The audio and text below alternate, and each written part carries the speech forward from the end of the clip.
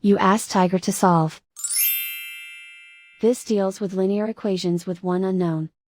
The final result is d equals 36. Let's solve it step by step. Group all constants on the right side of the equation. Subtract 6 from both sides. Simplify the arithmetic.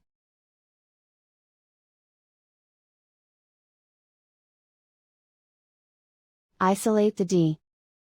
Multiply both sides by 4. Group like terms.